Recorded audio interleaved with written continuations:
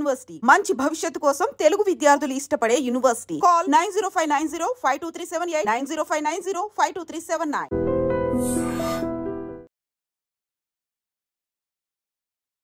Hi hello నమస్తే, welcome back to our channel. నేను మీ Vaishu.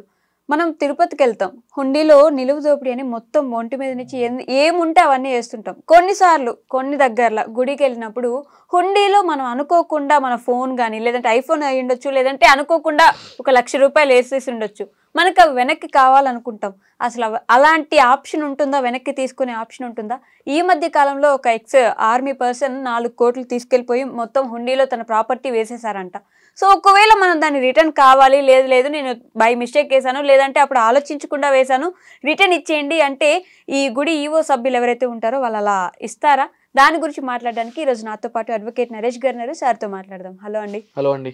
Okay, so గుళ్ళో కానీ ఇంకెక్కడైనా కానీ మనం డబ్బులు వేసేసాం, లేదంటే మంచి ప్రాపర్టీ మనం అనుకోకుండా మన చేతిలో ఐఫోన్ ఉంది, 1,00,000 రూపాయల ఐఫోన్, ఇది వేస్తుంటే అది కూడా పడిపోయింది, నాకు రిటర్న్ కావాలి, మరి ఇస్తారా? ఇలాంటివి మనం గుడి దగ్గరికి వెళ్ళి అడిగితే ఇలా బై మిస్టేక్ వేసానండి అంటే గుడి ప్రాపర్టీ, గుళ్ళో హుండీలు వేసారంటే అది గుడి ప్రాపర్టీ అంటారు కదా, మరి కావాలి అంటే వెనక్కి ఇస్తారా అసలు? ఇప్పుడు దేవాలయాలకు సంబంధించి హుండీస్ పెట్టడం అనేది మనకి చట్టంలోనే పొందపరిచి ఉంది.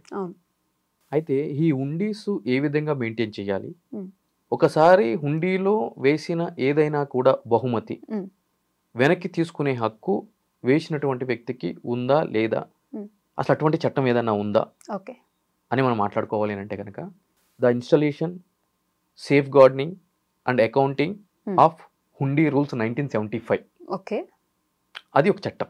ఆ చట్ట ప్రకారము ప్రతి ఒక్క గుడిలో కూడా హుండీలు ఏ విధంగా ఏర్పాటు చేయాలి, ఎక్కడ ఏర్పాటు చేయాలి, ఎన్ని నెలలకి ఒకసారి ఆ హుండీని ఓపెన్ చేసి కౌంట్ చేయాలి, కౌంట్ చేసేటప్పుడు ఎవరెవరి సమక్షంలో జరగాలి, వాటికి సంబంధించిన రికార్డింగ్ ప్రొసీడింగ్స్ ఏ విధంగా ఉండాలి, హుండీ లెక్కించడానికి ఎన్ని రోజుల ముందు నోటీస్ బోర్డులో నోటీస్ పెట్టాలి, ఎవరెవరికి తెలియజేయాలి అనేది కూడా క్లియర్గా పొందుపరిచింది.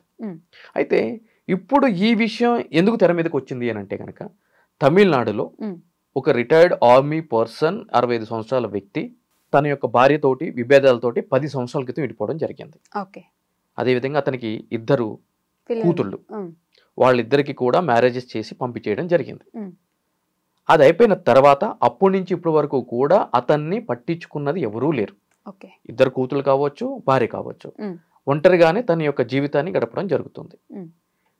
అతను రోజు కూడా దగ్గరలో ఉన్న గుడికి వెళ్ళి ఆ గుళ్ళో మొక్కుకోవడము, దగ్గర ఉన్న ఆ గుళ్ళో ఉన్న డైటీ ఎవరైతే కనుక దేవతామూర్తి ఉన్నారో వాళ్ళని మొక్కడం అనేది నిత్యకృత్యంగా మారింది. అయితే మొన్న జూన్ 23వ తారీఖు మధ్యాహ్నం 12:30 ఆ గుడికి సంబంధించి హుండీ లెక్కింపు కార్యక్రమం అనేది చేస్తున్నారు.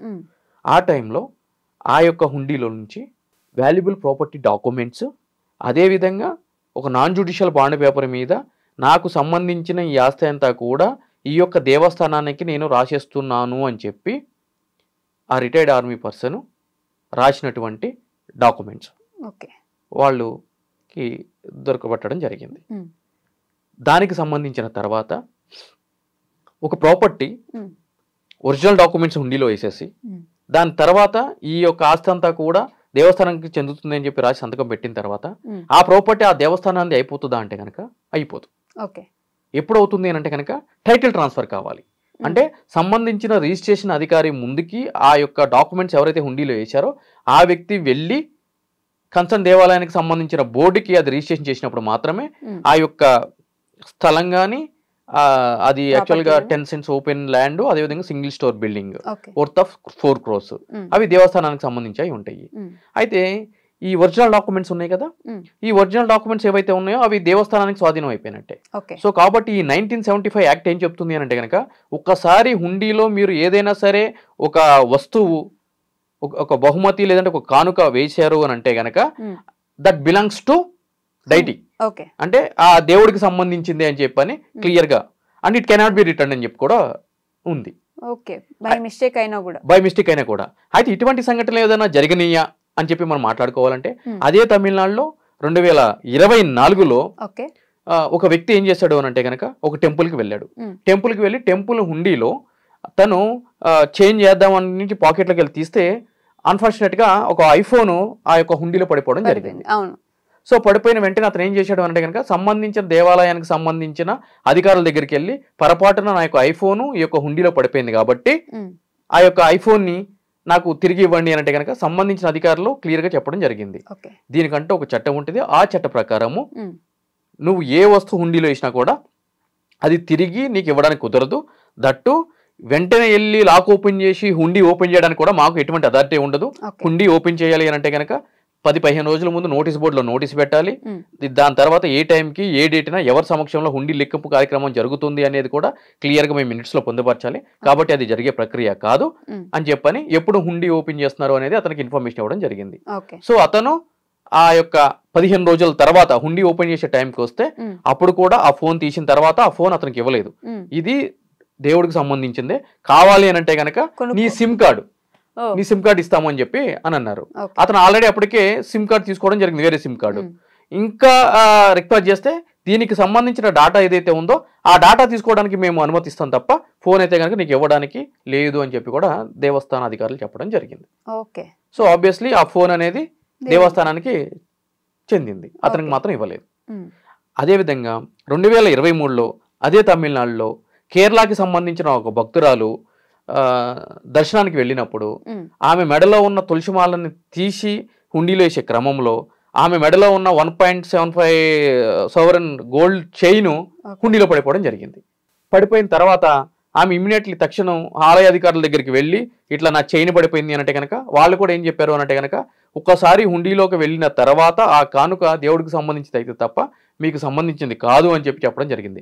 కానీ ఆ యొక్క భక్తురాలు యొక్క ఆర్థిక పరిస్థితి చాలా హీనంగా ఉండటం చేత, దారుణంగా ఉండటం చేత, ఆమె దిగువ స్థాయిలో ఆర్థిక రేఖ దిగువ స్థాయిలో ఉండటం చేత ఆ సంబంధించిన ఆలయ చైర్మన్ సీసీటీవీ ఫుటేజ్ చూసి దాంట్లో ఏం జరిగింది అని ఆ యొక్క చైన్ దాంట్లో పడిపోయింది అని కన్ఫర్మేషన్ అయిన తర్వాత అది వెనక్కి ఇవ్వడానికి నాకు కూడా ఎటువంటి అధికారం ఉండదు, కానీ నీ యొక్క పరిస్థితి చూసి చెల్లించిపోయి ఆయన ఏం చేశాడంటే కనుక ఆ యొక్క 1.75 సవరన్ గోల్డ్కి సరిపడా చైన్ని తన సొంత డబ్బులతో చేపించి ఆ యొక్క భక్తురాలకి ఇవ్వడం జరిగింది. ఓకే, కానీ ఆ చైన్ ఇవ్వకూడదు, నీ పరిస్థితి చూసి నేను ఇస్తున్నానని చెప్పి ఓన్ మనీ తోటి, దేవస్థానం మనీ తోటి. సో ఇటువంటి సంఘటనలు జరిగినాయి. సో ఇప్పుడు కూడా ఈ యొక్క ఆర్మీ పర్సన్ కి సంబంధించి ఆ డాక్యుమెంట్స్ అయితే కనుక దేవస్థానానికి సంబంధించినవి. సో అతనికి వెనక్కి ఇవ్వడం అంటే జరగదు. మరి ఆయన ఉండాలి కదా, ఆ పర్సన్ ఉండాలి కదా, రిజిస్ట్రేషన్ ఆఫీస్ కి ఆ పర్సన్ వెళ్తే కదా. ఇది బయటకు వచ్చిన తర్వాత ఆ యొక్క పర్సన్ రెగ్యులర్ గా వెళ్లే వ్యక్తే కాబట్టి సంబంధించిన ఆలయ అధికారులు ఆ వ్యక్తి దగ్గరికి వెళ్ళి నువ్వు ఈ యొక్క హుండీలో ఇచ్చిన డాక్యుమెంట్స్ రిజిస్ట్రేషన్ చేయడానికి నువ్వు సమ్మతిగా ఉన్నావా లేదు అనంటే కనుక ఆవేశంలో కానీ బాధ్యతలో కానీ తీసుకున్న చర్యను అంటే కనుక అతను నేను తీసుకున్న డెసిషన్ ఏదైతే ఉందో దానికి కట్టుబడి ఉన్నాను, తొందరలోనే ఈ యొక్క ప్రాపర్టీని నేను దేవస్థానానికి కూడా రిజిస్ట్రేషన్ చేస్తాను అని చెప్పి కూడా అధికారులతో చెప్పారని చెప్పి అధికారులు చెప్పడం జరిగింది. ఎందుకు ఇటువంటి డెసిషన్ తీసుకున్నాడు అనంటే కనుక ఎటువంటి బాగోగులు చూసుకోకపోయినా కుటుంబ సభ్యులు ఈ యొక్క ప్రాపర్టీస్ ని వాళ్ళ పేరు మీద రిజిస్టర్ చేయాలి అని చెప్పని ఇబ్బంది పెట్టడం చేత ఈ యొక్క డెసిషన్ తీసుకోవడం అనేది జరిగింది. ఓకే, సో అలాంటి ఏదైనా సరే దేవస్థానంకి మనం ఇచ్చామంటే హుండీలో వేసామంటే తిరిగి వచ్చే ప్రసక్తే లేదు. ఆ విధంగా చట్టం పొందుపరిచి ఉంది. Right, okay, done. Thank you అండి.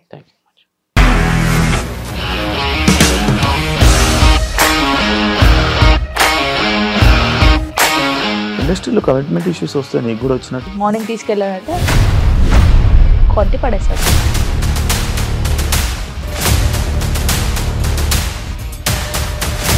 ఒక్కళ్ళు కూడా చూడలేదు ఈ సినిమా అని చెప్పడానికి కూడా చాలా ధైర్యం కావాలి. అది నిజం కదా, దాంట్లో ధైర్యం ఏంటి? ఇది నెక్స్ట్ డే ప్లేట్ మార్చేస్తే తప్పు కదా. As of now we are comfortable this అని నేను అనుకుంటున్నాను. రష్మిక గారిది మీది ఒకే ఊరు అంట కదా.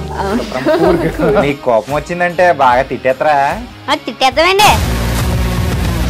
నిజంగా గేమ్ ని ఎలా చేంజ్ చేయగలిగారు? ఏపీఎస్ఎఫ్సి వాళ్ళకి 6 నెలల్లో నేను 6 లక్షలు కట్టా. బిజినెస్ చేయాలనుకుంటే it is as difficult as riding a tiger.